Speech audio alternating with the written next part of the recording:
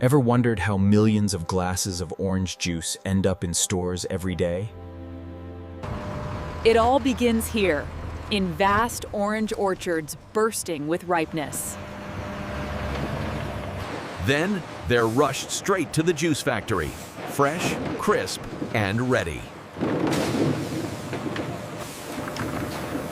First, every orange is washed and sorted. I know, only the best make the cut.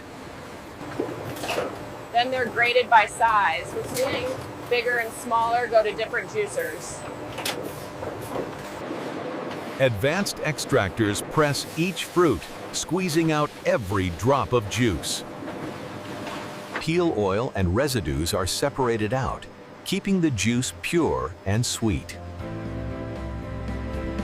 Filtration decides its character, smooth or with bits, before moving on. To lock in freshness and safety, juice is gently pasteurized and prepared for bottling. Next, it's filled, sealed, and labeled with precision machines. Packaged and packed again, ready to leave the factory floor.